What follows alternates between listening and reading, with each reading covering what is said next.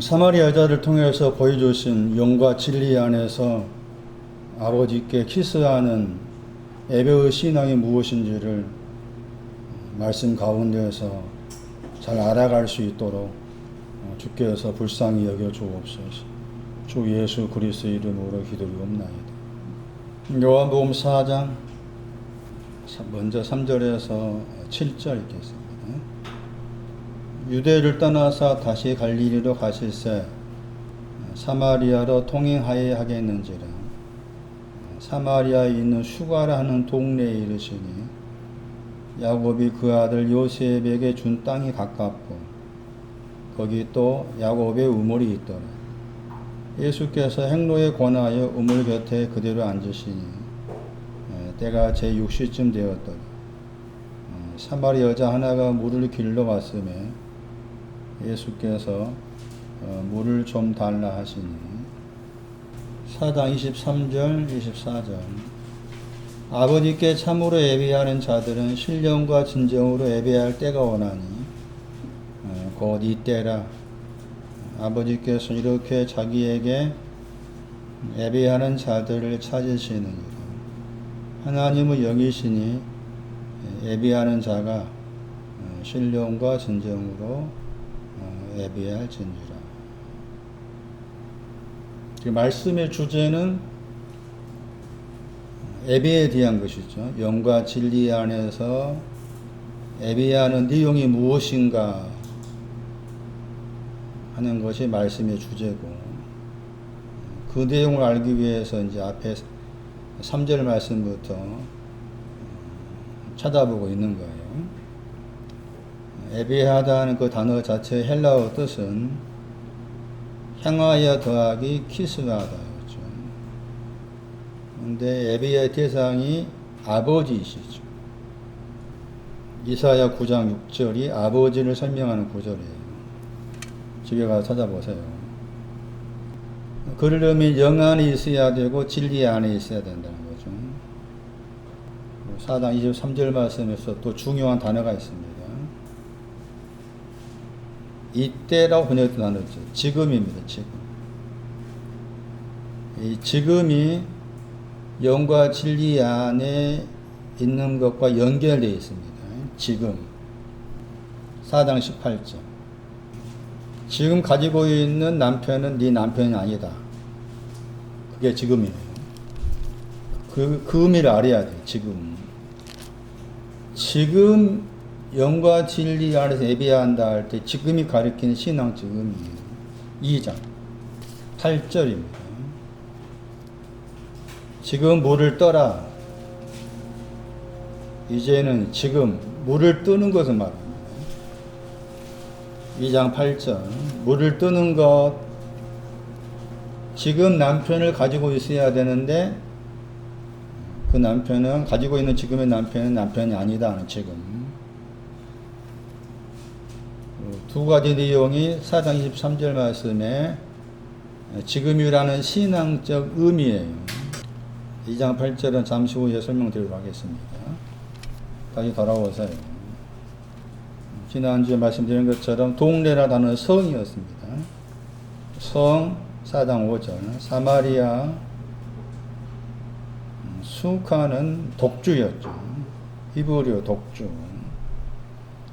독주와 관련 대표적 구절이 이사야 28장 7절이었어요.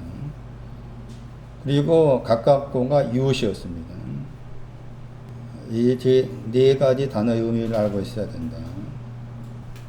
이웃이라고 했을 때 이웃의 내용이 이제 야곱 요셉에게 준 땅이 이웃의 내용이고, 독주와 관계한 이웃이죠.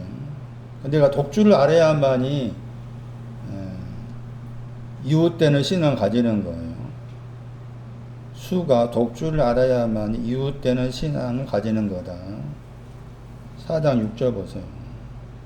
행로가 나오죠. 행로.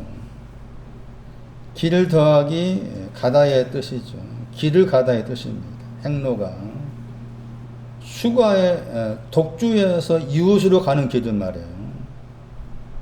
독주에서 이웃으로 가는 길이 번역된 4장 6절의 행로입니다. 행로. 그러니까 이 여자를 위해서 주께서 미리 가신 거예요. 독주에서 이웃으로 주님이 이 여자를 위해서 가신 거예요. 그게 행로입니다. 행로. 자, 다시 이웃이 중요하기 때문에 이웃을 다시 봅니다. 창세기 33장 19절. 하몰의 아들들의 손에서 샀다겠죠. 밭을 샀다겠죠. 번역 안 된 단어가 나오는데 몫이라는 단어였죠. 창세기 33장 19절. 하몰의 이름의 뜻은 나귀란 말이에요. 동물 중에 나귀가 있잖아요. 그 나귀라는 단어예요. 하몰, 나귀. 나귀와 관계된 신앙 구절이 있습니다. 욥기서 16장 16절입니다. 그게 나귀와 관계된 신앙을 말합니다. 은은 70인 번역에서 어린 양이었습니다. 세상 죄를 지고 하나님의 어린 양. 베드로전서 1장 19절 말씀에서 흠없고 점없는 어린 양 같은 그리스도 보배로운 피, 그 내용도 창세기 33장 19절 말씀에 은이라는 단어의 헬라어입니다. 거의 히브리어의 이 헬라어가 지금 양이라는 단어라고 했죠. 그리고 그 은이라는 단어의 동사가 똑같이 나눈다 뜻이에요. 히브리어로 똑같이 나누다. 세 번밖에 안 나온 단어라겠죠.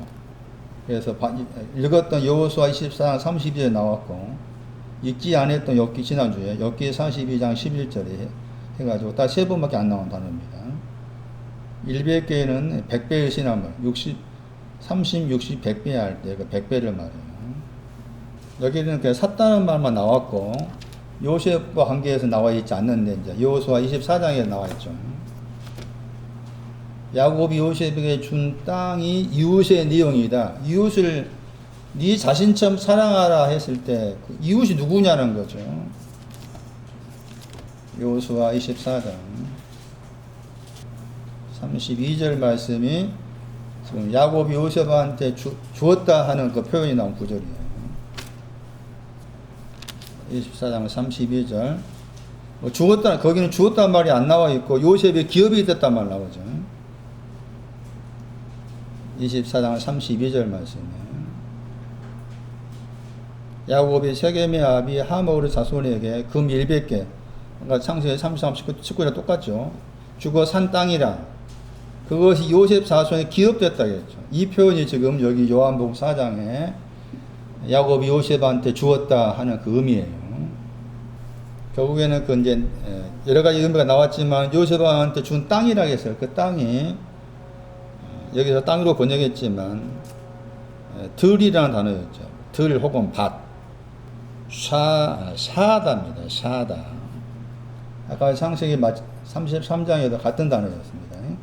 그러니까 야곱이 요셉한테 준 땅이라고 했어요. 그 땅의 내용이 들 혹은 밭으로 번역된 저 단어였어요. 그게 이웃의 내용입니다. 이웃.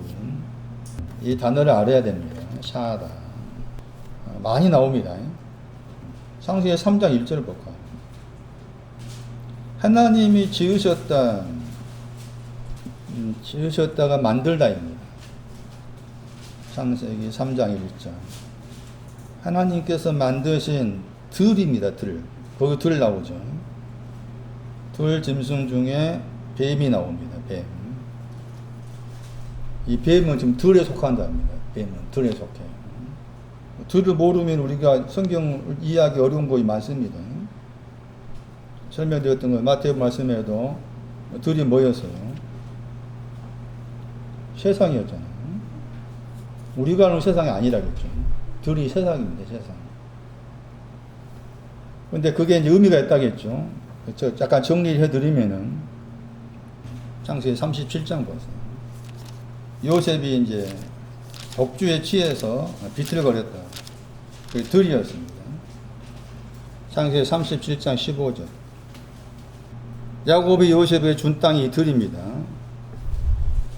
여기 이제 37장, 창세기 37장 15절 말씀이 여기 배경이 지금 야곱인 이스라엘이 요셉에게 네 형님들한테 가봐라, 안부를 물어보고 가보라고 했는데 가는 그 과정에 있어서 겉으로는 들 안에서 방황했다 이렇게 나와 있죠. 근데 이제 항상 겉에 의미가 있고 속에 의미가 있으니까 속의 의미로 생각했을 때 요셉이 들 안에서 방황했다고 했죠. 방황하다가 지금 지난주에 말씀드린 이사 28장 7절을 참고했을 때 독주로 비틀거리다 했습니다. 독주로 비틀거리. 그랬을 때 들이라고 했을 때 최소한 이 구절을 기억하셔야 됩니다. 시편 96편 12절. 이걸 밭으로 번역했죠. 혹은 뭐 들 번역하기도 밭으로 번역하기도 합니다. 시편 96편 12절. 즐거워하는 것입니다. 이게 이제 들과 관계해서 낮은 차원의 밭 혹은 들의 내용이죠. 알라지, 즐거워하다. 기뻐서 뛰다 뜻이었죠. 기뻐서 뛰다, 점프. 이 단어가 알라지. 그러면서 같은 구절 보세요. 그리할 때 그랬죠. 기뻐서 뛰다, 즐거워할 때, 그 다음에 살림의 모든 나무들은 나난 그랬죠. 그러니까, 나난보다 더 낮은 위치로 생각하셔야 되겠죠. 나난보다 더 낮은 위치로, 알라즈. 시편 96편 12절. 이게 밭과 관계된 신앙의 제일 낮은 단계로 생각하셔야 됩니다. 두 번째는 많이 들었던 이사야 7장입니다. 이사야 7장 3절. 세탁자가 동사입니다. 밭이 나오죠. 바다하고 큰 길은 같은 위치에 있습니다. 여기서 밭은 이제 세탁하는 것을 상징합니다. 세탁하는 것을 상징합니다. 세탁하다. 세탁한 내용이 나옵니다. 시편 51편. 두 번째 밭의 내용이에요. 시편 51편 4절입니다. 이 책에는 아마 번역된 책은 1절 같기도 하고 3절 같기도 하고 씻기심의 단어죠. 카바스. 죄악을 씻긴다 할 때 나온 거죠. 그러니까 밭은 두 번째 밭은 죄악을 씻기는 것을 말합니다. 죄악을 씻기는 것. 두 번째 밭의 내용이에요. 죄악은 들어보셨잖아요. 창세기 4장에 죄악이 뭐였어요? 땅에 혈육이 없는 거였죠. 그게 죄악, 죄벌이었어요. 죄악을 씻는 것이 이사야 7장 3절 말씀의 밭의 내용이다. 그게 크게 두 번째입니다. 그럼 여기 보세요. 다시 창세기 37장 15절에 밭 안에 있습니다. 시편 96편 12절 안에 있는 거고 이사야 7장 3절 안에 있어요. 그 안에 있어도 방황합니다. 길을 잃어버립니다. 그리고 방황하는 것이 또 뭐였는가 하면은 잠언 10장 17절 참고했을 때 책망을 거절하니까 방황하게 된다겠죠. 엽기서 12장 24절 25절 말씀도 방황하다 할 때 방황과 관계에 대한 설명하는 구절이라겠죠. 그 마지막 그게 세 번째 해당된 그 끄트머리 제 위쪽에 그 들 밭이 에레미야 18장 14절이었죠. 밭이라는 저 용어가 주님은 비유로 설명해가지고 밭을 세상이라 말했는데 세상은 이와 같이 즐거워하다, 죄악을 씻는다.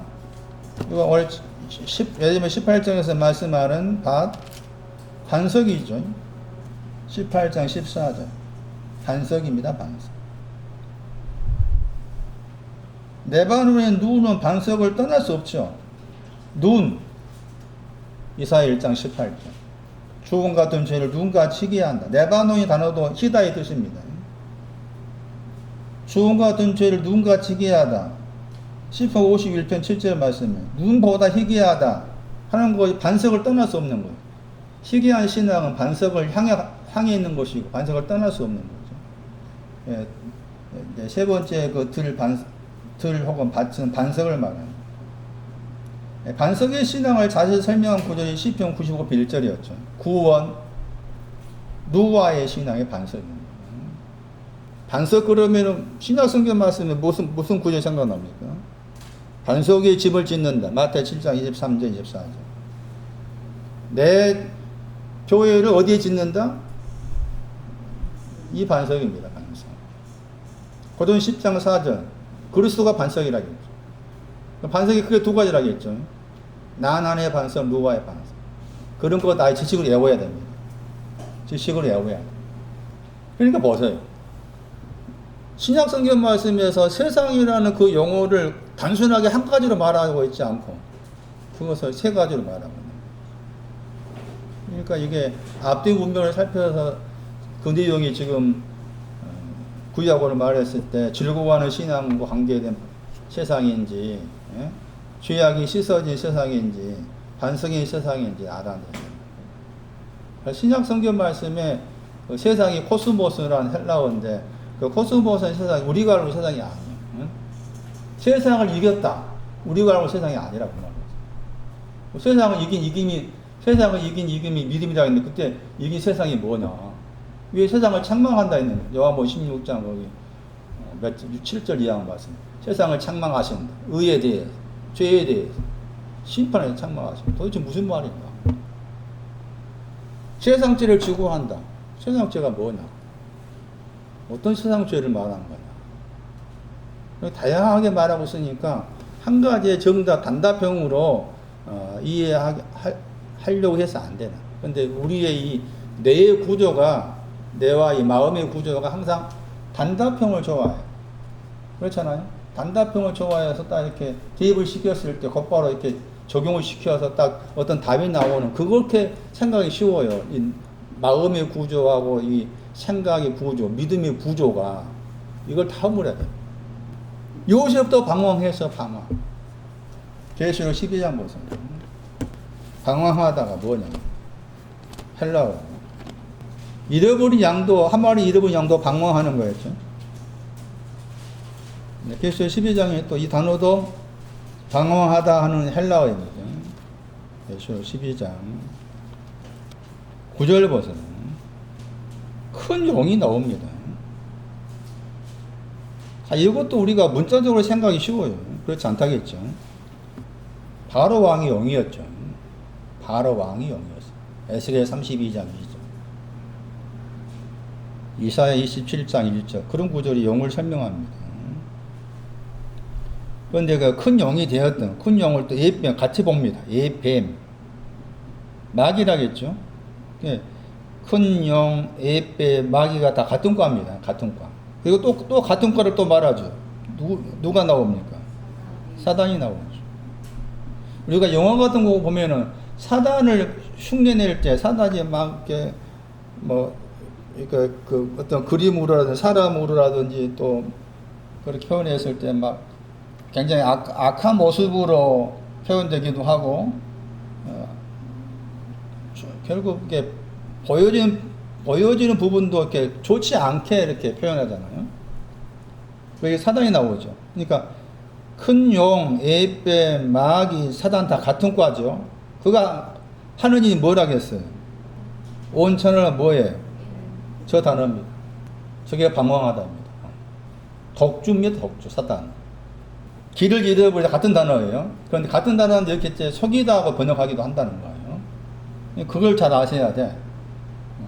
한 마리 잃어버린 양할 때도 이 단어가 사용되지만 또 사단이 온천을 꿰인다 할 때도 이 단어 썼는데 같은 단어인데 길을 잃어버리다, 속이다 이렇게 번역된 단어인데 그 히브리어가 지금 창세기 37장 15절이에요. 그러면은 요한계시록 12장 9절에 의하면은 들 안에 있는 요셉이 방황했다? 어떻게 해서? 사단이 온천하가 누구예요? 그러면? 온천하가 누구예요? 요셉이죠. 요셉을 꿰었다, 방황하게 했다. 온천하 그러니까 또 이렇게 막 이렇게 엉뚱하게 생각하기 쉽잖아요. 그런 게 아니라고 말이죠. 사단은 또 독주과에 속하다. 이 구절도 그래요. 20장. 이 구절 때문에 이제 천년왕국이 전이 있고 후가 있고 뭐 이렇게 이제 해석되기도 하는데, 계시록 20장 그 7절 8절에 또 나오죠. 사단이 놓여졌다. 그리고 이제 나와가지고 감옥이 있는데 감옥에서 나와가지고 미혹했다겠죠. 미혹한 사람이 이제 나오죠. 땅에 백성거랬죠. 백성이 이방이란 말이고, 그 다음에 거기에 곡과 마곡이란 말 나오잖아요. 이 곡과 마곡이 땅의 사방에 속하고 이방에 속한 사람이죠. 미혹했다겠죠. 방황하다. 그러니까 이런 구절들도 무겁게 생각하지 말라 그 말. 제 말은 이렇게 사단과 관련된 그런 구절을 무겁게 생각하지 말아라. 이 단어가 미혹하다, 저 단어가 히브리어로 방황하다다. 요셉도 방황했다. 들 안에 있었지만은 방황해야 된다 그 말이잖아요. 제 표현은 독주를 마셔야 된다는 거지. 독주를 마셔야 이웃을 아는 거지. 독주를 마시지 않고 이웃을 알려 하지 말아라 그 말이지. 그래서 그 독주에서 이웃으로 가게 하기 위해서 저분이 어떻게 했다고 아까 행로에 권했다고 했잖아. 응? 독주를 마셔야 돼. 독주가 뭔지 알아야 비틀거려야 되고 옆걸음 쳐야 되고 그런 과정을 거쳐서 이웃의 신앙으로 넘어가는 것이다. 그래서 수가란 독주하고 이웃이 가까이 있다는 거예요. 독주의 이웃이 야곱 요셉에게 준 땅, 반석, 노아의 신앙, 구원이라는 거잖아요. 그래서 요셉도 들 안에서 방황했다. 요셉이라는 사람도 방황하는 때가 있었다. 이웃에 대한 설명입니다. 야곱이 요셉에게 준 땅 했을 때 여기에서는 히브리어로 이 땅은 게세만에 가리킵니다. 게세만에. 마태복음 26장 36절이에요. 헬라어로 이 땅은 게세마네를 가리킵니다. 그런데 야곱이 요셉에게 준 땅을 여호와는 왜 게세마네를 가리키는 땅으로 묘사했을까라고 했을 때 그 반석의 신앙은 게세마네에 뿌리를 두고 있다는 거예요. 게세마네가 뿌리가 되어서 반석의 신앙이 온다는 거죠. 그래서 지금 땅이라는 그 단어 가리키는 게세마네를 두고서 야곱이 요셉에 준 땅이 반석의 신앙이었으니까 그 반석의 신앙의 뿌리가 게세마네의 근거를 두고 있는 거다. 그렇게 말씀하고 있는 것이죠. 그리고 우리가 가깝다가 이웃이라는 단어였는데 이웃에 대한 설명을 좀 더 다른 구절을 또 살펴보면 많이 알고 있는 구절이잖아요. 이웃을 자신처럼 사랑해라. 그 이웃이 뭐냐? 누가 10장 36절 보세요. 거기에 이웃이 나오죠. 강도를 만난 자의 이웃 그랬죠. 강도를 만난 자의 이웃이 지금 10장 33절에 사마리아 사람이에요. 사마리아 사람. 그래서 이 사마리아 사람이라는 표현이 지금 중요한 거죠. 강도를 만난 자의 이웃이 사마리아 사람이다. 이 사마리아 사람은 요한복음 4장을 생각한다면 독주를 마셔가지고 이웃의 신앙을 가진 사람이라는 거죠. 물론 요한복음 8장 말씀에서 사마리아 사람이 예수님을 가리키는 곳에 나와 있지만 그러면서 이제 10장 37절 누가복음 이웃을 다시 설명하죠. 자비를 만드는 자라고 하죠. 자비를 만드는 자가 이웃이라는 거죠. 이웃의 신앙은 또 자비를 만드는 것이다. 그러니까 요한복음 4장 다시 생각하신다면 야곱이 요셉에게 준 땅도 자비를 만드는 거죠. 야곱이 요셉에게 준 땅도 자비를 만드는 것이 되는 거예요. 여기 다시 보시면은 강도를 만난 자 이웃이죠. 강도를 만난 것이 뭡니까? 그게 수가입니다. 수가. 독주 마신 거죠. 독주 마신 거에 강도를 만난 거예요. 자, 강도에 대한 설명 드릴게요. 강도 관계에서 몇몇 구조를 기억하셔야 됩니다. 첫 번째는 이 강도의 신앙의 위치입니다. 강도라는 표현이 문자적 의미의 강도가 아니다. 신앙적 의미의 강도다. 이 강도가 신앙의 위치가 있는 사람이에요. 호세아 보세요. 호세아 7장 1절 보세요. 호세아 7장 1절 보시면은 거기에 1절 거기 끄트머리에 도적질한단 말이 앞에 나오고 에브라임의 죄악이 나오고 사마리아가 나오죠. 사마리아. 사마리아 악이 나옵니다. 그리고 도적질이 나오고, 그 다음에 거기에 호세아 7장 1절 말씀에 떼지어 저 단어입니다. 떼지어 저 단어가 강도입니다. 강도. 떼지어가 강도입니다. 영어 번역은 그렇게 나와 있죠. 떼지어 저 단어가 히브리어인데 히브리어의 저 단어의 헬라어가 강도입니다. 강도. 그럼 그 강도 위치를 보세요. 강도 어디에 있습니까? 호세아 7장 1절이 신약 성경 말씀에서 강도의 신앙 위치를 말하는 구절이다. 어디에 있어요? 바깥 안에 있습니다. 나난의 신앙이에요. 나나는 신앙이 온 사람으로서 강도입니다. 나나는 신앙이 온 사람으로서 강도입니다. 두 번째 강도, 내용입니다. 강도의 내용, 기도에 대한 강도입니다. 마태복음 21장 13절. 기도하는데 거기에 강도가 있습니다. 나의 기도가 강도와 연관됩니다. 마태복음 21장 13절. 기도의 집을 말씀하시면서 강도의 말을 합니다. 기도에 대한 강도입니다. 강도. 기도에 대한 강도. 세 번째, 요한복음 10장 1절입니다. 문에 대한 강도입니다. 다른 데로 넘어갔으면 자기는 문으로 들어갔다. 이게 강도입니다. 문에 대한 강도. 네 번째, 십자가에 못 박혀야 됩니다. 마태복음 27장. 우리가 십자가에 못 박히다, 예수가 나를 위해 죽으셨다, 십자가에 못 박히셨다, 많이 아는 일종의 교리가 돼버렸죠. 나도 함께 못 박혔다. 그런 표현도 이제 구절에 나와 있지만, 마태복음 27장 38절, 강도 둘이라겠죠. 오른편, 왼편 나오고, 27장 44절이죠. 십자가 못 박혔다 저 단어가 함께 못 박혔다 뜻입니다. 함께 못 박히다. 그럼 생각해 보세요. 함께 십자가에 못 박혔다 했을 때, 그거 뭘 말하는 겁니까? 본 자신들이 뭐를 알고 있는 거예요? 강도임을 알아야만이 함께 십자가에 못 박힘을 아는 거죠. 강도임을 모르면서 주님 나를 위해 죽으셨다, 난 함께 못 박혔다, 이게 말이 안 되죠. 자기가 강도임을 아는 사람만이 함께 못 박혔습니다. 그 표현이 맞는 거다. 강도임을 전혀 모르는 가운데에서 함께 못 박혔습니다. 주님이 나를 위해 죽으셨습니다. 그 말은 결코 틀린 거다. 나는 기도에 대해서 강도구나. 문에 대해서 강도구나. 나는 아직 바깥의 신앙이 오지 않는 자인데 내가 이렇게 하고 있구나. 그걸 아는 사람이 함께 못 박힌 거예요. 그러니까 십자가에 함께 못 박혔다는 것은 굉장히 높은 수준입니다.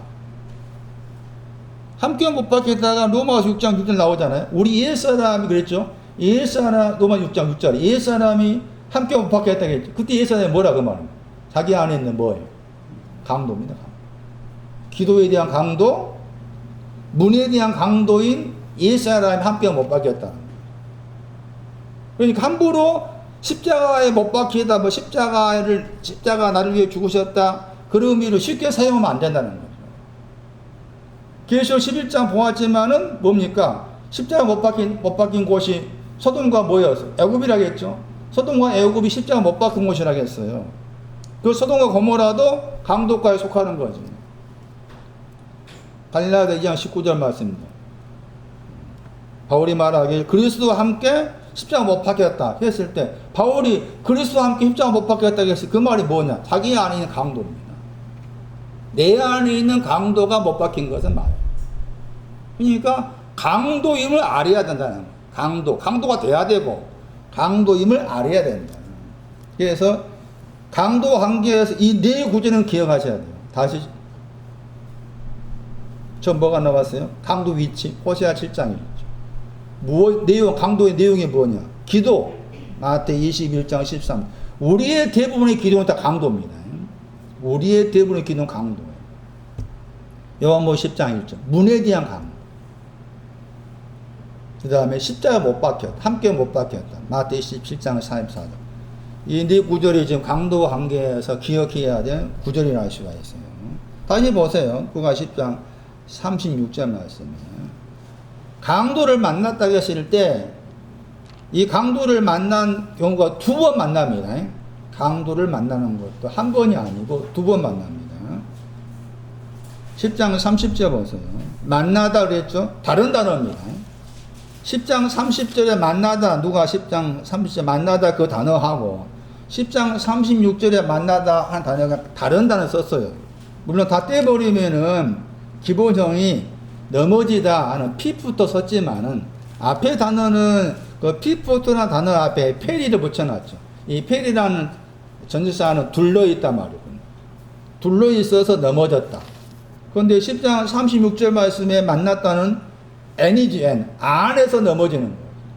그냥 강도 만나는 것도 한 번이 아니고 두 번 만난 거예요. 두 번째 만난 경우에 있어가지고 이웃을 설명한 것이죠. 그러면은, 첫 번째는 당연히 이제 누가 10장 거기 30절 말씀에 에루살렘 여리고 내려가다가 강도 만났으니까 첫 번째 만남이라 한다면은 두 번째 강도를 만나는 것은 언제일까라고 했을 때 좀 살펴봐야 되겠죠. 근데 제가 얼핏 이제 드는 생각은 누가 10장 35절 말씀에 주막 주인한테 두 대를 줬잖아요. 그리고 그 다음에 하신 말씀이 우리 번역으로 부비가 더 들면 돌아올 때 갚으리라겠죠. 이 사이에 강도 만난 것이 아닌가. 강도 만났기 때문에 부비가 더 들다. 그런 생각도 해봤습니다. 여러분도 한번 생각해 보세요. 강도 만난 것이 두 번 강도 만난 것이다. 한 번이 아니다. 자, 다시 돌아오세요. 10장 37절. 자비가 뭐냐는 것입니다. 자비. 이 자비의 히브리어가 헤세드 인자입니다. 인자. 헤세드 인자. 자비를 만들다는 단어입니다. 행하 베풀다가 만들다. 이미 자비를 만들다 하는 저 표현이 누가 1장 72절에 나왔습니다. 거기에 아버지들이 자비를 만들었다 했는데 그 아버지들이 아브람, 이삭, 야곱, 다윗 같은 사람. 그 사람들이 자비를 만드는 거예요. 자비, 인자. 마태 9장을 봐야 돼요. 누가 10장 말씀에서 자비를 만든 사람이 이웃이다. 그런 거 자비를 만든 내용이 야곱이 요셉에 준 땅과 같은 내용이다. 근데 자비라는 단어가 나왔기 때문에 저 자비가 무엇을 의미하는지를 말씀 안에서 이해를 해야 되겠다. 마태 9장 보세요. 우리가 많이 알고 있는 구절이 있죠. 마태 9장 13절입니다. 거기에 궁율 번역되죠. 궁율, 자비 같은 단어입니다. 배우라고 했어요. 너희는 가서 내가 궁율을 원하는 것이 무엇인지를 배워라. 근데 궁율과 지금 반대되는 개념으로 무슨 단어가 나오는가, 뭐가 나오는가 하면 제사가 나옵니다. 제사가 아닌 그 말이에요. 제사가 아닌 궁율을 내가 원한다. 그것이 무엇인지 배워라. 9장 11절 보세요. 바리새인이 나옵니다. 바리새인이 제자들한테 물었어요. 물었던 배경이 앞에 이제 9장 10절 말씀에 마태의 집에 들어가서 세리와 죄인들이 예수님과 함께 앉아서 음식을 먹었어요. 그걸 보고서 바리새인들이 9장 11절 말씀에서 제자들에게 왜 너희 선생은 세리와 죄인들과 함께 먹느냐 이렇게 물어본 거예요. 그러니까 그 말을 12절에 예수께서 들으셨죠. 그러고서 이제 저 말씀 나온 거예요. 많이 알고 있는 구절이죠. 건강한 자에게는 의원이 쓸데없다. 병든 자에게라 쓸데있다겠죠. 그리고 너희는 가서 내가 궁유를 원하고 제사를 원치 아니한다. 좀 얇다 정리를 하고서 봐야 됩니다. 우리가 바리새인 그러면은 그냥 뭐 율법을 지키고 또 예수님을 향해서 대적하고 그렇게만 생각하죠. 그런데 히브리어로 그런 바리새인 단어가 그런 의미가 거리가 멀었어요. 제가 히브리어로 설명한 기억이 있습니다. 여기서 바리새인은 자 보세요. 바리새인하고 세리와 죄인을 같이 묶어야 됩니다. 세리와 죄인, 바리새인. 그 12절 말씀에서 11절에 바리새인 이제 제자들한테 너희 선생은 세리와 죄인과 함께 잡수시냐 질문한 거잖아요. 물었잖아요. 그 물음을 들으시고 예수님이 대답하신 거예요. 건강한 자에게 의원이 쓸 게 없다겠죠.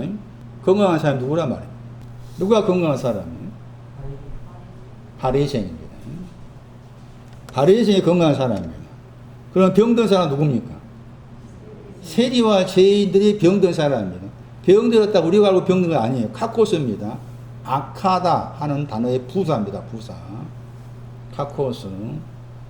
이 단어의 형용사가 아니다. 이 단어의 반대어가 칼로스입니다.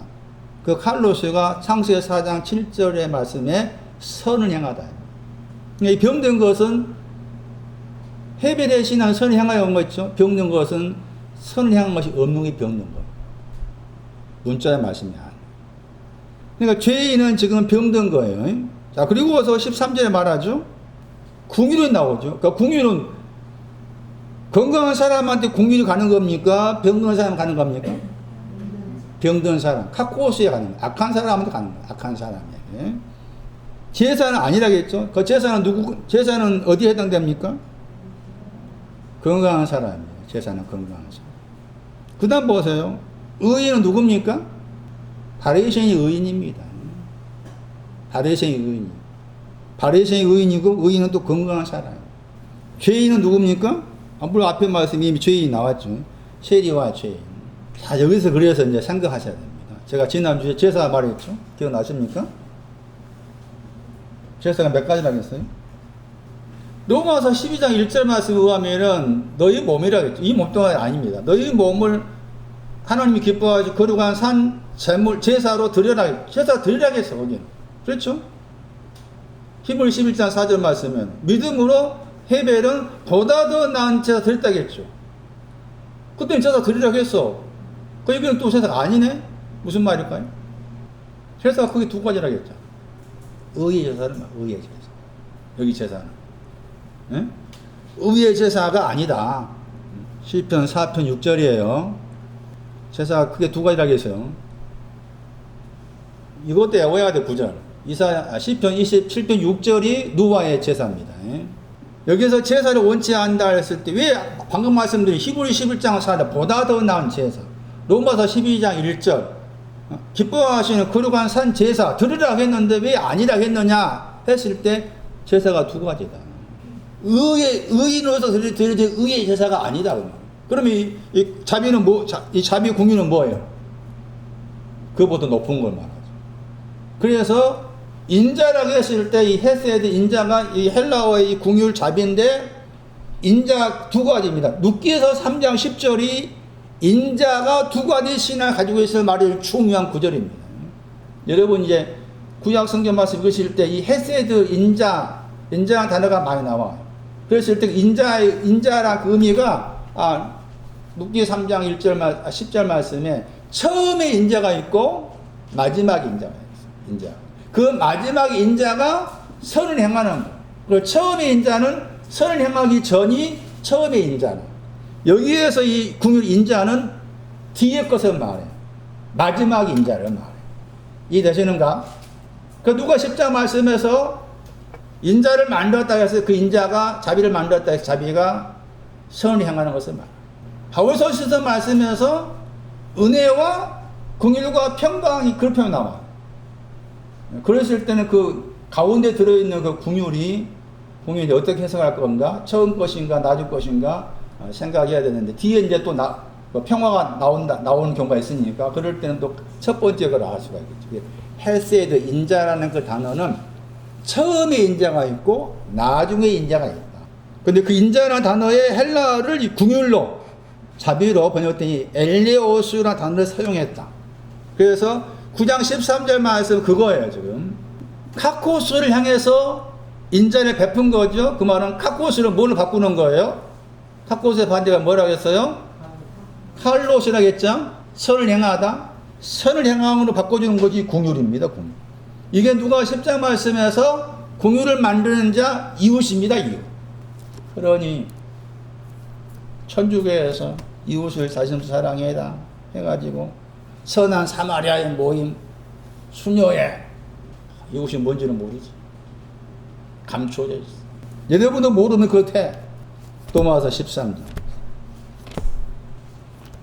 여러분 집에 가셔가지고 다시 창세기 33장하고 여호수아 24장에 야곱 요셉의 준 땅을 깊이 묵상하셔야 돼.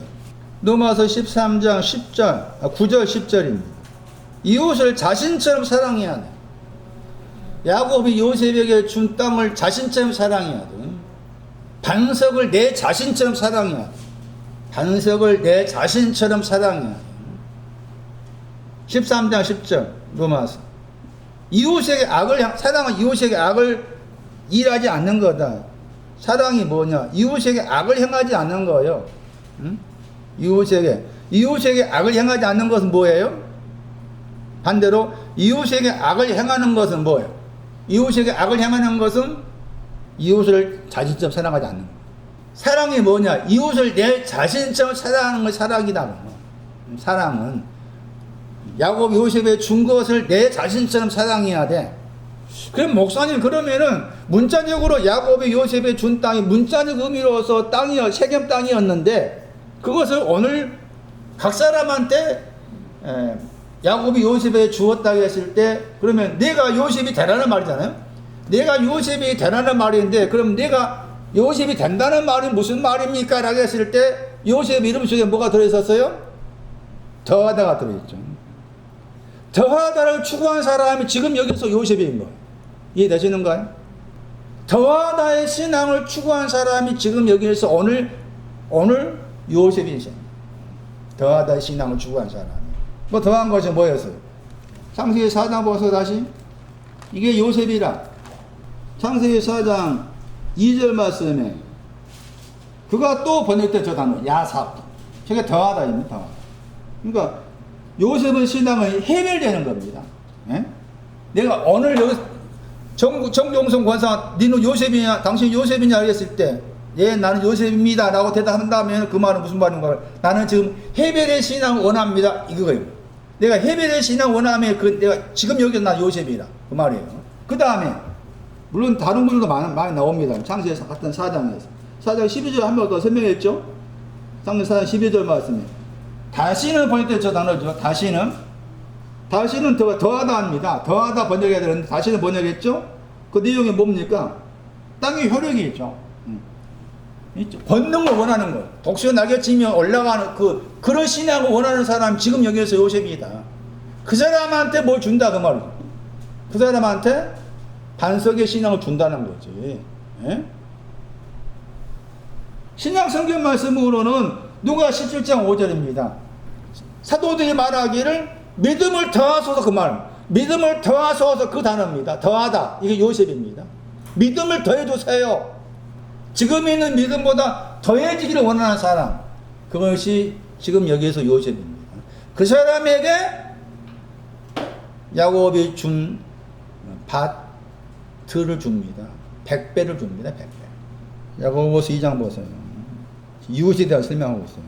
이웃을 자신처럼 사랑해야 된다. 야곱이 요셉에 준 밭을 자신처럼 사랑해야 된다. 야고보 2장 8절입니다. 만약에 율법이 나오죠. 최고의 율법입니다.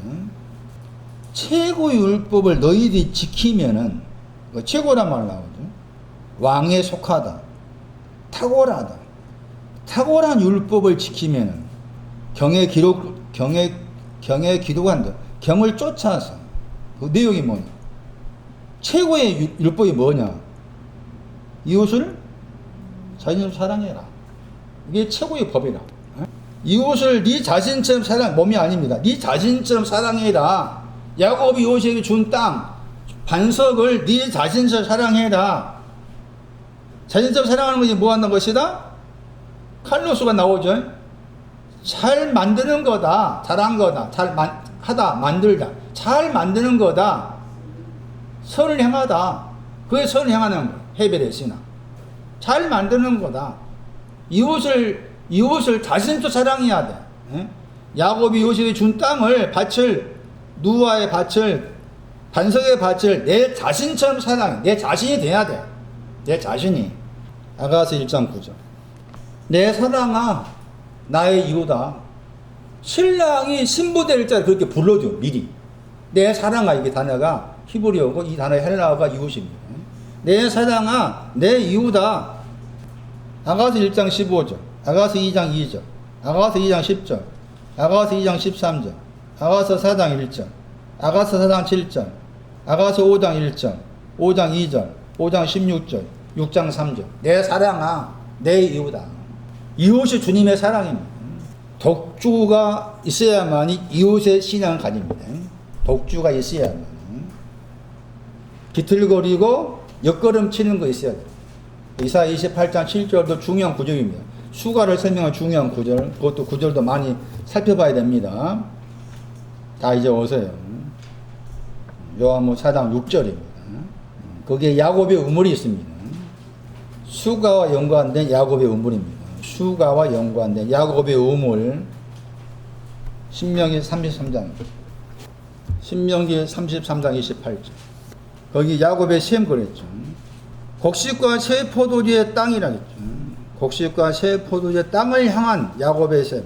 땅, 기대 신앙을 향한 곧 하늘에 있을 때는 나나는 신명기 33장 28절 말씀. 그러니까 야곱의 셈에는 곡식과 새 포도주가 있는 것이고 이미 야곱의 셈은 하늘에 이슬은 덮는단 말이죠. 나난의 신하로 덮어주는 곳, 이게 야곱의 셈이에요. 나난의 신하로 덮어주는 곳이 하늘의 이슬이고, 그리고 그 야곱의 셈은 곡식과 새 포도주가 있어요. 곡식과 새 포도주가 야곱의 셈과 연관해서 등장을 합니다. 야곱의 셈이 곡식과 새 포도주와 관계되어 있기 때문에 곡식과 새 포도주에 대한 설명을 할 필요가 있어요. 이해하기가 참 어렵습니다. 곡식과 새 포도주에 대한 부분이. 일단 정리를 좀 해드려서 설명할게요. 스가랴 9장 17절 봐야 됩니다. 곡식과 새 포도주가 뭐냐? 스가랴 9장 17절. 스가랴 9장 17절 참고하면은 곡식은 번역된다면 소년한테 필요합니다. 소년. 저 소년이 다른 데서는 청년 혹은 장정 번역된 단어인데 저 단어의 히브리어가 선택받았다 뜻이죠. 선택받았다. 선택받은 장정, 선택받은 청년은 반드시 곡식이 필요하다. 그 다음에 새 포도주는 처녀한테 필요합니다. 새 포도주는 처녀한테 필요합니다.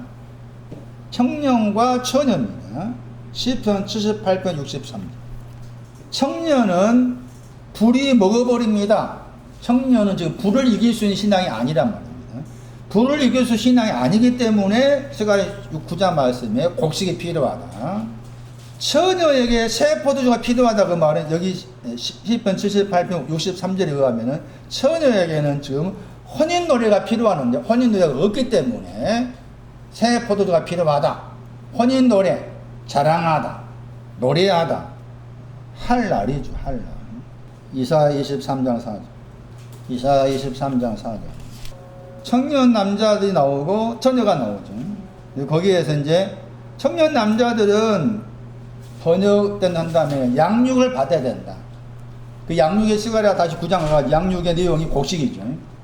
청년 남자들은 양육 받아야 된다. 곡식으로. 처녀들은 생육하다겠죠. 소녀들은 생육하다 했을 때 새 포도주를 생육하다 되는 거죠. 근데 생육하다 그 단어가 쿵룸 할 때 룸입니다. 룸. 양육하다 할 때 저 단어가 양육하다 번역했지만 크게 하다 뜻입니다. 가하다, 크게 하다 뜻이에요. 그러면 크게 하다 또 들어 올리다 하는 저 내용이 뭐냐? 다 청년과 처녀한테 한 말인데 이사야 1장 2절. 거기서 한꺼번에 번역했습니다. 양육 번역했죠. 이사야 1장 2절 말씀에 양육할 때 양은 크게 하다 뜻이고 그 다음에 유기로 번역 단어는 누움, 들어 올리다, 높이 올리다 그 단어입니다. 그래서 청년과 관계에서 또 처녀 관계에서 이 두 단어가 사용됐잖아요. 근데 이렇게 곡식과 새 포도주로 크게 하고 곡식과 새 포도주로 또 높이 올라가고 그렇게 돼야 되는데 여기 지금 이사야 3장 말씀하고 이사야 1장 2절 말씀은 그렇게 이사야 1장 2절 이렇게 하나님이 하신다 하는데 거기에 대해서 이제 반역을 한 것이고, 그렇죠. 내용이 뭔가 하면은 이사야 1장 2절 말씀에 왜냐하면 있죠. 왜냐. 하늘한테 들으라겠죠. 하늘이 드려야 될 것이 크게 하는 겁니다. 그리고 땅이 길을 기울여야 될 것이 누움입니다. 그래서 새 포도주하고 곡식을 하늘이 드려야 될 것으로서 곡식, 땅이 길을 기울여야 될 것으로서 새 포도주. 그렇게 이해를 하시면 되겠습니다. 하늘은 이제 여기 나난이죠. 나난의 신앙 온 사람으로 드려야 될 것이니까 루아가 되겠죠. 길의 신앙 온 사람으로서 길을 기다리는 것이니까 나난이 되겠죠. 그게 지금 야곱의 셈할 때 셈과 함께 된 곡식과 새 포도주의 의미예요. 페이더러우세요. 요한복음 4장 6절. 행로를 설명했죠. 독주에서 이웃의 신앙으로 가는 길을 주께서 가신 거라겠죠. 그래서 피곤한 거. 그게 피곤한 거. 사실 엄밀히 말해서 주님은 피곤하지 않습니다. 그런데 지금 대신해서 짊어지고 수고해서 독주에서 이웃으로 가는 그 길을 가는 그 과정에 있어서 이 사마리아 여자의 사마리아 여자의 휴가를 짊어지고 이웃으로 가는 그 과정에 있어서 대신해서 당신이 사마리아 여자의 피곤함을 가져가신 거죠. 그랬을 때 피곤하다, 고나다 번역했죠. 이 단어가 이제 우리가 많이 알고 있는 마태 11장 28절에 어떻게 번역했는가 하면은 수고하고 번역했죠. 수고하고 무거운 짐자들아 했을 때 그 수고가 이 단어입니다. 단어. 그런데 이 수고한다 했을 때 수고한다 단어가 이제 지치다 그 뜻이 들어있어요. 지치다, 피곤하다, 지쳐있다 그런 뜻인데 이게 이제 겉의 의미가 아니에요. 신앙적 의미로서 이 단어가 사용되었어요. 그게 이제 이사야 43장입니다. 이사야 43장을 가야만이 마태 11장 28절 수고하고 무거운 짐이라 했을 때 수고한다고 했을 때 수고한 내용이 뭔지를 알 수가 있어요. 우리가 무작정 마태 11장 28절 수고하고 무거운 짐 그거니까 다 대부분이 어떻게 해석합니까? 그 수고가 우리가 알고는 수고죠. 그 말이 아닙니다. 내 영혼의 수고예요. 그러면 내 영혼의 수고라고 했을 때 그 수고의 내용이 뭐냐? 그게 이사야 43장에 나와요. 이사야 43장 보시면은 이 히브리 단어를 헬라어로 옮겼을 때 그게 수고입니다. 고나다. 이사야 43장 22절부터 봐요. 마태 11장 28절 수고한 것도 이 내용입니다. 그리고 요한복음 4장 6절 말씀에 행로로부터 독주에서 이웃으로 가는 그 과정에서 수고한단 말이라는 거예요. 마태 11장 28절 마찬가지입니다. 이사야 43장 22절 너는 괴로워하다 저 단어입니다. 저 단어가 수고한다, 고나다입니다. 이스라엘이라 그랬죠. 나를 그랬습니다. 내 안에서입니다. 이스라엘은 내 안에서 너는 수고한다. 괴로워하다, 너는 수고한다. 원래 이 히브리 단어의 이 단어의 뜻은 이런 뜻입니다. 헐떡거리다. 헐떡거리면서 인내력을 다 써버리다 뜻이에요. 괴로워한단 말이, 수고한단 말이 헐떡거리면서 자신의 인내력을 다 써버렸다. 이게 괴로워하다, 헬라어로 수고하다, 고나다. 누구한테 한 말이 있는 거예요? 이스라엘입니다. 이스라엘 신앙이 뭐였습니까? 누아입니다. 누아의 신앙 오기 전입니다. 그 수고한 내용이 다음 장 넘기셔가지고 이사야 43장 24절입니다. 죄악입니다. 죄악이 뭐였어요? 상시사 13절 말씀에 혈육이 없는 땅에 혈육이 없는 것이 죄악이었어요. 그 죄악이 나를 괴롭게 한다고 했죠. 괴롭게 하다, 수고하는. 그래서 당신 자신이 이 여자의 수고를 가져가신 거예요. 대신해서 수고해 주신 것이 되는 거예요. 대신해서 수고하신 것이다. 다시 돌아오세요. 그러면서 그 야곱이 우물 위에 앉으셨습니다.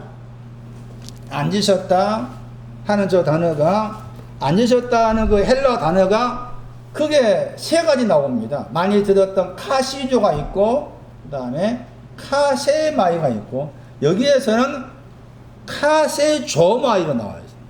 이 카세조마이 이 단어는 딱 7번 나온 단어입니다. 7번 나온 단어예요.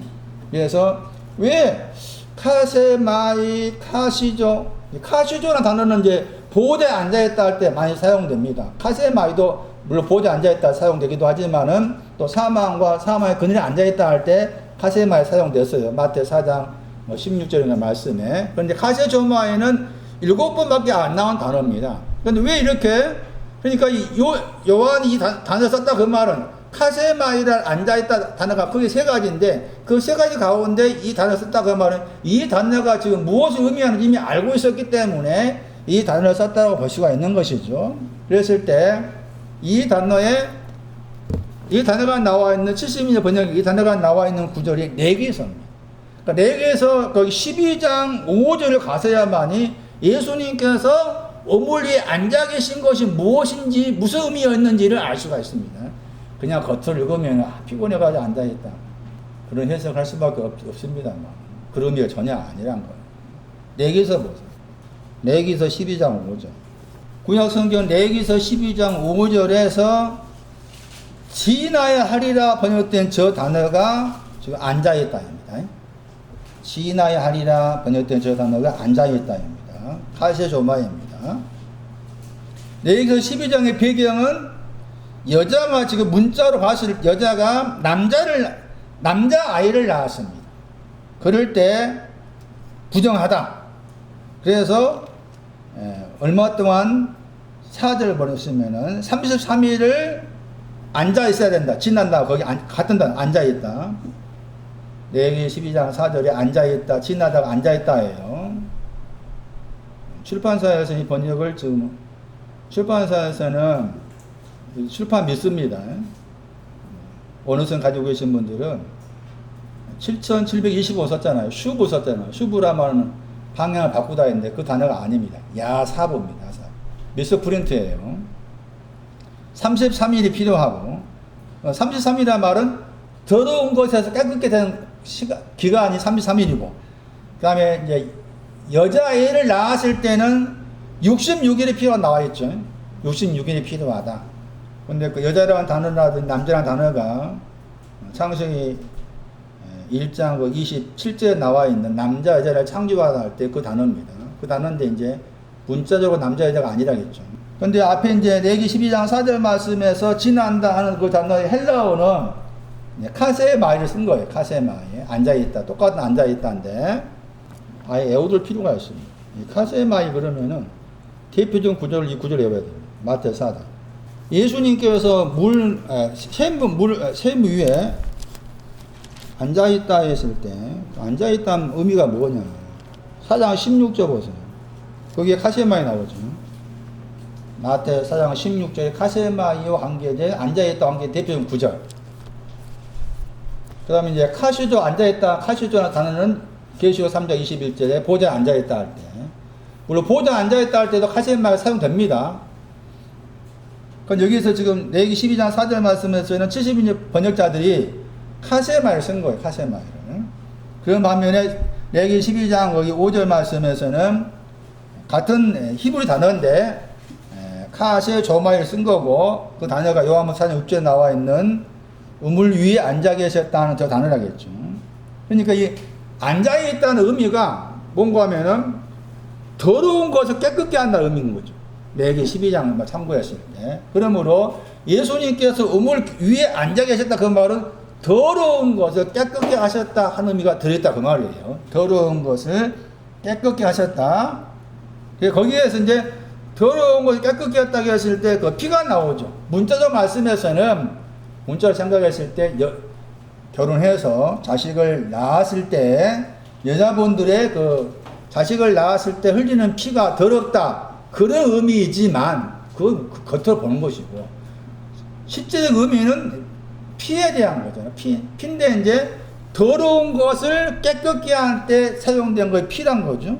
더럽다가 나오고, 앞에 5절 보죠. 부정하다 더럽다잖아요. 더러운 거죠. 그 다음에 거기 경도할 때와 같단 말 나오죠. 레위기 12장 5절에. 이게 스가랴 13장 1절 말씀에 죄와 더러움을 씻는 셈할 때 그 단어입니다. 그리고 이 단어의 그 동사가 뭐라 그랬어요? 레위기 12장 5절 말씀에 경도할 때와 같다 하는 저 단어의 내용이 그냥 겉으로 봤을 때는 여자들이 월경, 그리고 자식을 낳았을 때 흘리는 피로 볼 수 있지만 아니다. 이 단어에 동사가 있다. 그게 잠언 27장 8절이었어요. 거기에 이제 보금자리를 떠나 헤매는 새와 관계 나왔죠. 그러니까 이 경도라는 말이 그런 문자 의미의 그런 말이 아니다. 동사로 생각했을 때도. 그래서 앉아 계신 것은 더러운 것을 깨끗게 하는 것을 말한다. 그 더러운 것이 깨끗이 되는 것은 예수의 피라는 거죠. 문자적 말씀으로는 여자의 하혈을 말하지만은 상징적 의미다. 더러운 깨끗게 하시는 피다. 그래서 더러운 것을 깨끗게 하시고서 앉아 계신다. 그 말이란 말이에요, 지금. 요한복음 4장 6절 말씀에. 그러면은 이 야곱의 우물에 문제가 있다. 그 말이죠. 야곱의 우물이 뭔가 더러운 것이 있으니까 그 더러운 것을 깨끗게 하시고서 앉아있다. 이런 뜻이 된다. 그 말이에요, 지금. 자, 그 다음에 두 번째 앉아있다 의미는, 첫 번째 의미는 레위기서 12장 말씀에서 더러운 것을 깨끗게 하시고서 앉아있다. 두 번째 의미는 헬라어 자체의 뜻입니다.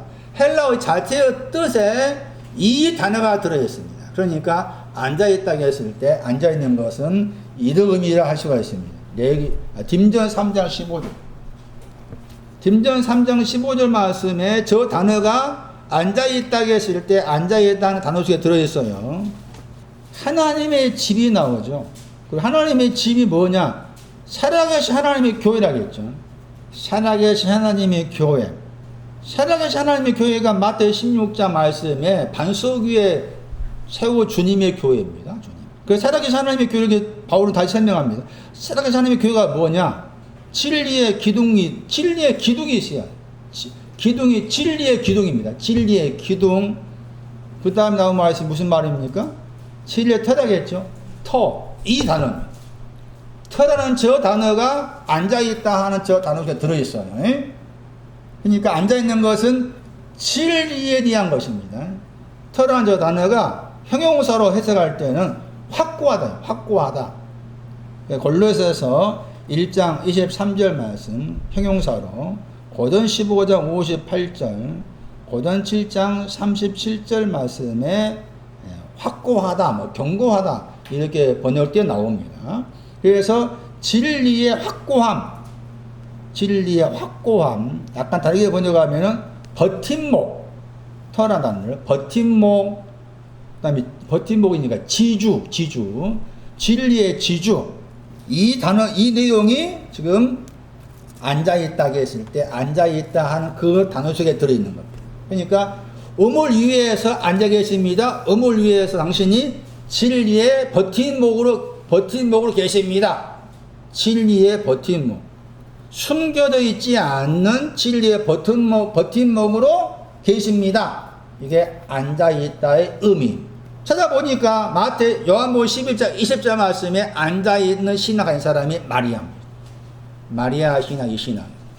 요한복음 20장 12절 말씀에 의하면은 흰옷 입은 천사들이 누워 계신 예수님의 머리와 발을 향해 앉아있다 나옵니다. 그때 흰옷 입은 천사도 마리아. 마리아 신앙이 흰옷 입은 신앙. 흰옷 입은 거예요. 머리와 발을 향해서 앉아있다. 거기에 이 카세 조마의 단어가 사용됐습니다. 여러분 헬라 사전 찾아보시면 제가 설명한 그 단어가 들어있다는 거예요.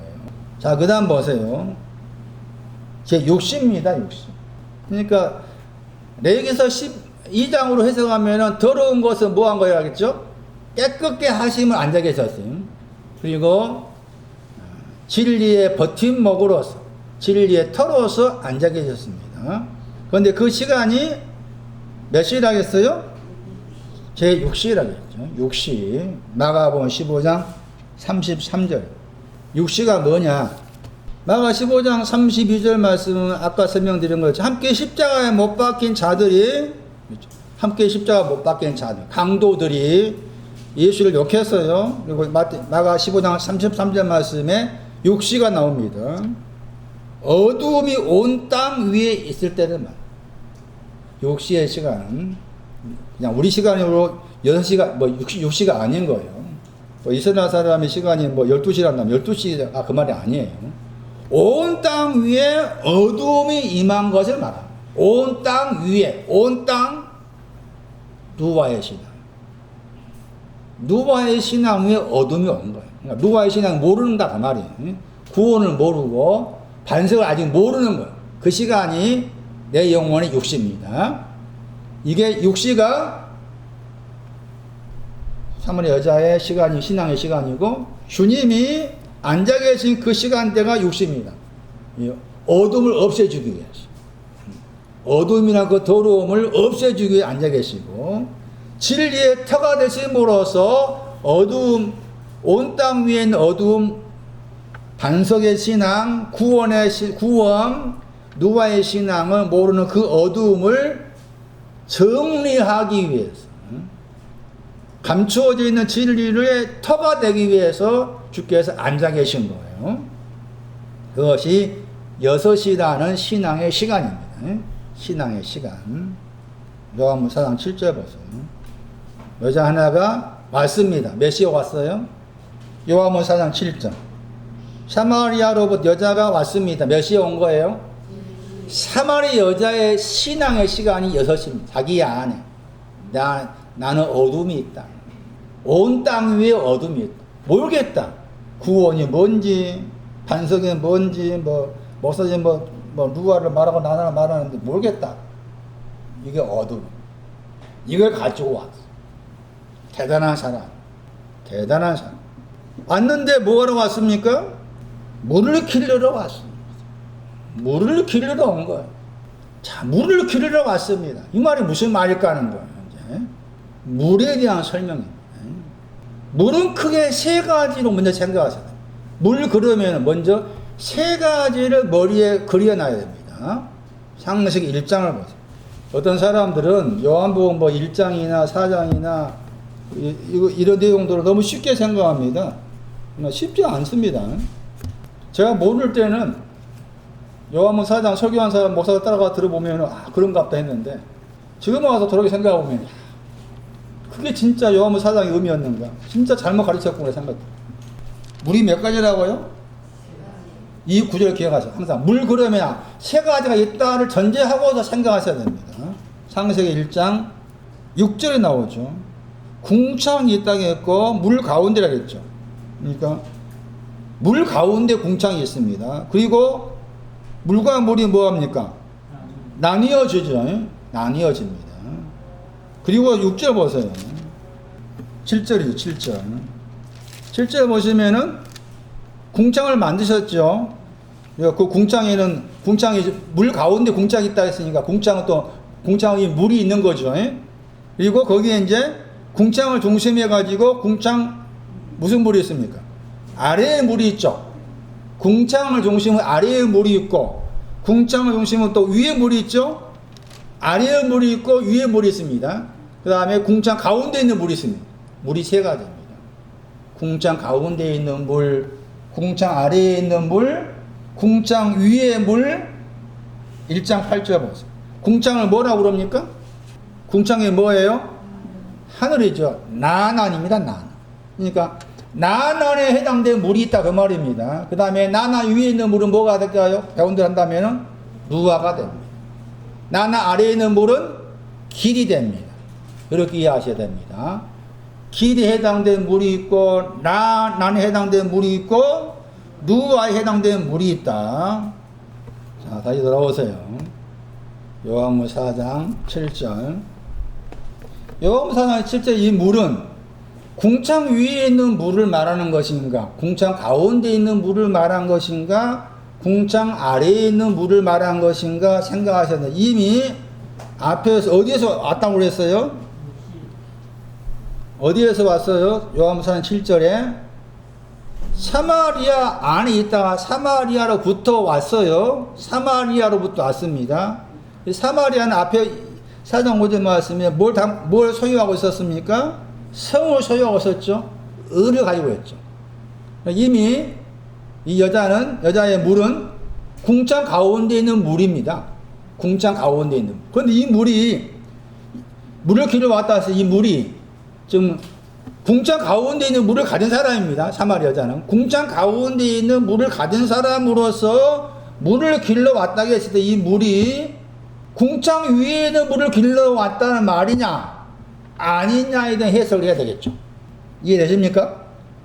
이미 궁창 가운데 있는 물을 가진 사람이요. 의의 물을 가진 사람이요. 나안의 물을 가진 사람인데 이 여자가 물을 길러 왔다고 했을 때 궁창 위에 있는 물을 길러 왔다는 말이냐 아니면 이제 궁창 아래나 해도 안 되겠죠. 다른 뜻이 있느냐 안 해도 되겠잖아요. 그러려면은 이 길르다 이 단어를 알아야 됩니다. 길르다 단어를 알아야만이 이 물이 어떤 물인지를 알 수가 있습니다. 전에 설명드렸을 거예요. 길르다 다 이렇게 떼버리고 해석한다면은 배가 있는데 배 밑창에 더러운 물이 있어. 단어 자체의 뜻이. 배 밑창에 있는 더러운 물을 길러내야 뜻입니다. 배가 있고 그 배에는 배에서 식사하고 하는데 물이 필요할 거 아닙니까? 그 필요한 물을 또 버려야 되겠잖아요. 오수 더러운 물이 고여 있는 곳이 배 밑창에 있다고 그래요. 그런데 이 단어 자체의 뜻이 배 밑창에 있는 더러운 물을 길러내는 거예요. 더러운 물을 길러내다. 더러운 물을. 그럼 이 물은 어떤 물이에요? 깨끗한 물이 더러운 물. 더러운 물을 길러 온 거요. 더러운 물이 길러지기를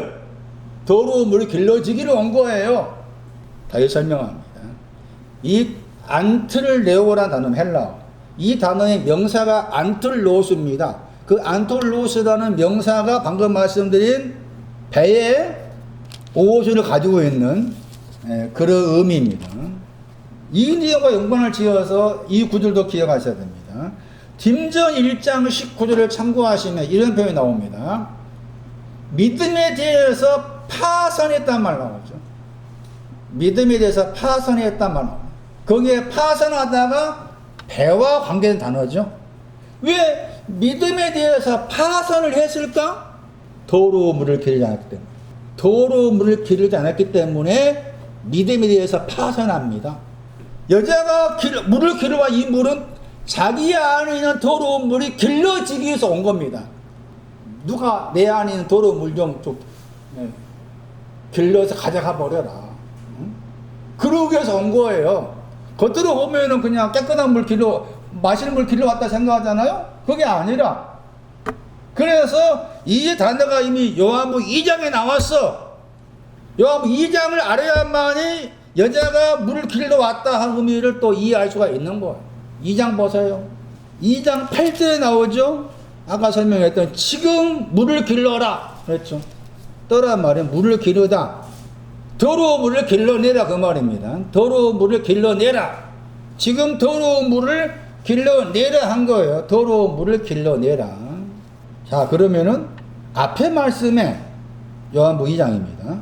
앞에 말씀에 2장 거기 이제 7절 말씀을 참고하시면은 아구란 말 나오죠. 위입니다. 위로. 위까지 항아리에 물을 채워라 했을 때 이 물은 항아리에 채워진 이 물은 더러운 물입니까? 깨끗한 물입니까? 더러운 물입니다. 이 말이 무슨 말일까요? 무식한 사람 많아. 요한복음 2장도 무식한 사람 많아. 내가 무시하지 마십시오. 요한복음 2장에 대해서. 2장 1절 보세요. 혼인잔치입니다. 혼인잔치입니다. 혼인잔치. 이사야 25장 6절이다. 혼인잔치입니다. 혼인잔치에서 일어난 신앙 사건입니다. 혼인잔치의 신앙. 슬기로운 여자가 기름 가지고 들어갔다 나와 있죠. 이 단어가 나옵니다. 마태 22장에도 혼인잔치가 나옵니다. 혼인 그러면 혼인잔치를 생각하셔야 돼요. 혼인잔치를 생각하셔야 돼요. 그게 대표적 구절이 이사야 25장 6절이에요. 보세요. 혼인잔치 입는 옷이 뭔가? 마태 22장. 마태 25장 10절 말씀에 혼인잔치에 들어간 다음에 문 닫았다. 혼인잔치가 뭐냐? 이사야 25장 6절. 연애가 혼인잔치입니다. 두 번 나옵니다. 그리고 그 연애, 혼인잔치에 필요한 게 기름진 거 혼인잔치에 필요하죠. 그 다음에 번역된 한다면은 어려 전향하였던 맑은 포도주도 혼인잔치에 있어야 됩니다. 혼인잔치에 필요한 거, 혼인잔치 마태 22장에서 애복을 입고 했을 때, 혼인잔치에 들어가서 애복 입었다 했을 때도 애복이 가르치는 신앙적 의미를 이사야 25, 6절로 해석할 수 있어야 됩니다. 기름진 것이 골수입니다. 걔는 내용이. 그러니까 혼인잔치에는 골수가 있어야 됩니다. 두 번째는 맑은 포도주가 있어야 됩니다. 맑은 포도주가 있어야 됩니다. 골수가 가득하다. 이사야 44장 22절입니다. 골수가 가득한 것이 뭔가? 도말했다. 허물과 죄를 도말했다. 이게 골수입니다. 허물과 죄를 도말했다 하는 단어가 골수라고 번역되죠 단어입니다. 그러니까 결혼잔치에는 허물과 죄가 도말되었습니다가 있어야 됩니다. 애복도 이 내용이 들어가 있어요. 허물과 죄가 도말된 옷, 애복. 마태 22장. 두 번째는 포도주입니다. 포도. 이 세메르가 나왔죠. 열왕기상 16장 24절 말씀에서 오므리나 이스라 왕이 사마리아 산 누가 샀다고 했어요. 세메르가 샀다고 했죠. 그때 세메르가 샀다고 해서 이 구절 말했어요. 열왕기상 16장 24절 말씀에 맑은 포도주입니다. 이거 맑은 포도주는 말라기에서 3장 3절이었어요. 의의 제사.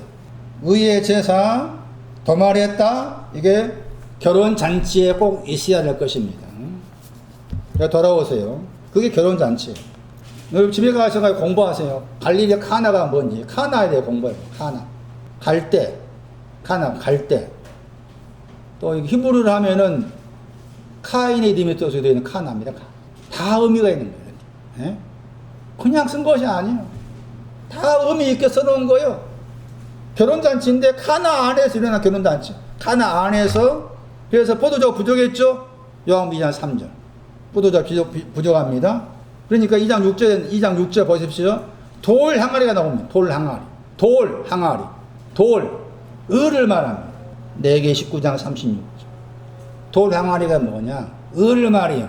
돌이라는 단어가 형용사입니다. 형용사. 저 단어의 명사가 내게서 19장 36절에 나오는데 을을 말합니다. 돌 항아리가 을을 말합니다. 그러니까 의 안에 그 말이죠. 의 안에 을을 가진 항아리. 그리고 결례란 말 나오죠. 깨끗게 함이죠. 죄들입니다. 의가 온 사람으로서 죄들을 깨끗게 한 것을 말합니다. 죄들 히브리 1장 3절. 베드로후서 1장 9절입니다. 죄들에 대한 깨끗게 함. 그 죄들에 대한 깨끗함인데 둘도 들어가고 든단 말이 방이 있다 그 말이죠. 의라는 돌 항아리가 죄를 깨끗게 하는 것인데 죄를 깨끗게 하는 거기에 방이 있는데 둘에 대해서 둘을 깨끗게 하는 방. 500대나 50대 빚진 것을 탕감했다. 그것도 들어갈 수 있는 방이 있다. 셋, 그 영과 그 물과 그 피에 대해서 깨끗게 한 그 내용도 들어있는 거죠. 그 말은. 그리고 2장 7절에서 말하는 때 아구까지 물을 채우라 했을 때 이 아구가 골로새에서 많이 들어본 구절일 거예요. 골로새 3장 1절 2절 말씀에 함께 이렇게 했으면은 위의 것을 구하라 할 때 그 단어입니다. 위의 것. 빌립보 3장 14절을 참고하면은 하나와 연관해서 해석할 수가 있습니다. 단어가 위로. 자, 준비됐잖아요. 돌 항아리가 의를 말해요. 의가 온 사람으로서 죄들을 범했을 때 죄들을 깨끗게 할 수 있는 방이 만들어져 놓고서 한 말입니다. 그러면서 포도주가 부족하니까 물을 채우라겠죠. 그 위에까지 채우라겠죠. 이 물이 죄들을 말하는 거예요. 죄들에 대한 물이에요. 물이 죄들에 대한 물을 채워라. 죄들에 대한 물을 채워라. 그러니까 최고다 하는 저 단어를 알기 위해서 참고로 마태 23장 25절, 마태 23장 27절 말씀에 채워야 될 내용이 나옵니다. 그게 죄들입니다. 그게 죄들. 그러니까 여기서 물은 죄들과 관계된 물을 말하고 거의 더러운 물인 거예요. 그래서 그 더러운 물을 길러내라겠죠. 죄들을 길러내라 그 말이에요. 더러운 물인 죄들을 길러내서 갖다 주라겠죠. 가는 과정에서 물이 뭐로 바꿔집니까? 포도주로 바꿔죠. 죄들로부터 깨끗함이 포도주. 죄들로부터 깨끗함이 포도주예요. 물도 하인들은 안 왔어요. 이게 반복해서 말씀드리면은 물을 기르다는 저 단어가 깨끗한 마실 물을 기른다는 말이 아니다. 단어 자체의 뜻이 더러운 물을 길러낸다는 뜻이다. 사마리 여자가 온 것은 자기 안에 있는 더러운 물이 길러지기 위해서 온 것이다. 더러움을 아는 사람이다. 그러면 사마리 여자에게서 더러운 물이 뭘까? 수가, 독주, 6가 자기 안에 있는 더러운 물이에요. 더러운 물. 나중에 뒤에 보시면 물동에 버려두잖아? 물동이 필요 없어. 의의 물동은 더 이상 필요 없는 거야. 물동에 버려도. 이걸 설명을 마칠게요. 물을 길러러 왔으면 더러운 걸 걸러 온 거잖아요? 이미 주님은 그걸 아시고서 뭐였어요? 더러운 물을 길러러 올 줄 아시고서 주께서 어디에 앉아 계셔요? 우물 위에 뭐였어요? 앉아 계셨죠? 앉아 계신다는 첫 번째 의미가 뭐였어요? 더러운 걸 뭐 하기 위해서? 더러운 걸 깨끗게 하고 앉아 계세요. 아시고서 더러운 물을 길러러 오실 줄 아시고서 더러운 걸 깨끗게 해놓고서 앉아 계셔. 그러면서 물으신 거예요? 뭐라 물으세요? 번역은 물 좀 달라 하시죠? 물이야 말 없죠? 피노입니다. 마시다입니다. 마실 걸 좀 나에게 주라의 뜻이죠. 마실 걸 좀 나에게 주라. 주님이 마실 것이 뭘까 하는 거죠. 주께서 마셔야 될 것이 뭔가 두 가지입니다. 첫 번째는 마실 것을 달라고 했을 때 이 마실 것은 더러운 것을 깨끗게 하시는 당신의 피입니다. 그래서 네 안에 너는 더러운 걸 가지고 있는데 그 더러워진 것이 더러운 것이 깨끗게 된 그 피가 있느냐 물으신 거라 똑같아요. 요한복음 6장에 나오죠. 같은 단어가 6장 53절 보세요. 인자 사람이 아들의 피를 마시다지 피. 마실 피를 달라 그 말입니다. 너는 지금 마실 피가 있느냐 그 말이지. 너가 지금 더러운 것을 내가 깨끗게 하고 있으면 앉아있다. 그러시면서 그동안에 그 더러운 것이 깨끗게 됐느냐. 더러운 물을 기르러 왔지만 더러운 것이 깨끗게 된 피를 가지고 왔느냐. 마실 것 피 좀 달라. 이게 요한복음 4장 7절 말씀의 뒤의 내용입니다. 두 번째, 마실 것은 주라고 그랬죠? 달라는 말이 주라는 뜻이죠. 마실 것 주라는 말입니다. 그 주다는 말 보세요. 4장 5절에 준다는 말 나오죠? 저 단어가 중요합니다. 요한복음 4장을 설명하는 데 있어서 저 디돔이 주다는 단어를 잘 살펴야 됩니다. 준 것이 뭡니까? 야곱이 요셉한테 준 땅이죠. 마실 것이 두 번째 내용이 겁니다. 야곱이 요셉한테 준 땅을 좀 주라.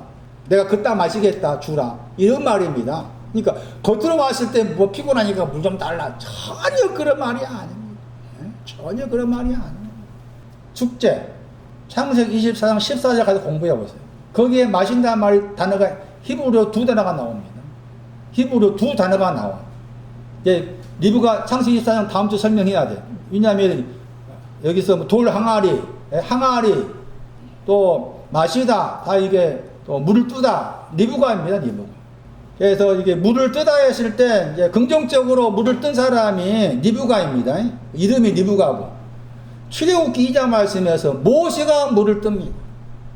그러니까 물 뜬단 말이 아무나 물 뜬 것이 아니에요. 응? 리브가한테 물 뜨다 할 때 다른 단어 썼고, 모세한테 물 뜬다 해서 다른 단어 썼지만은, 물 뜨는 사람이 이름을 언급한 구절이 모세하고 리브가입니다, 리브가. 여기 이름이 없는 사람이잖아요? 이름이 없는 사람이 물 뜨러 왔어. 더러운 물이지만은. 더러운 물을 떠야 깨끗게 되는 것이고, 깨끗게 된 다음에 또 가야 될 길이 있는 거니까, 이웃을 알아야 되는 거니까. 그래서 다음 주에 이제 창세기 24장을 설명해야 되겠지만은 거기에 마시다 단어가 히브리어 두 단어가 나와요. 그 두 단어를 헬라어로 옮긴 70년 번역해서 각각 다른 의미로 해석했어요. 그러니까 마시는 것도 두 가지 마시는 것도 두 가지지 하나의 의미가 아니란 거예요. 그만큼 복잡하게 만들어 놓은 거예요. 그러니까 단순하게 마신다 그런 개념이 아니란 거예요. 다시 정리하면은 여자에게 앉아 계십니다. 앉아 계신 가운데서 더러운 물을 길러 오실 줄 알고서 더러운 깨끗게 해놓은 다음에 그 여자에게 나에게 마실 것 좀 주라 한 거예요. 첫 번째는 피가 있느냐, 더러운 거 깨끗이 된 그 피를 가지고 왔느냐. 두 번째는 야곱이 요셉한테 준 땅이 있느냐. 그런 의미로서 명령하신 거, 주라 명령하신 거 없지 당연히. 사마리 여자는 사마리아로부터 나왔습니다. 4장 8절에 보세요. 제자들은 어디로 들어갑니까? 성 안으로 들어갑니다. 제자의 신앙이 높겠습니까? 사마리 여자의 신앙이 높겠습니까? 다 정리해 놓은 거야. 에? 아무리 제자를 한다 할지라도 사마리 여자가 못 따라가. 성으로 들어갔어. 겉으로 봤을 때 먹고 사러 들어갔어. 아니라 내용이. 성으로 들어갔어. 응? 의로 들어간 사람이고, 여자는 지금 의의 신앙 온 사람으로서 독주를 마시고서 어둠을 알고 있는 사람이요. 달라 이렇게. 말씀이 그렇게 말하고 있는 거죠. 다음 주에 계속하겠습니다.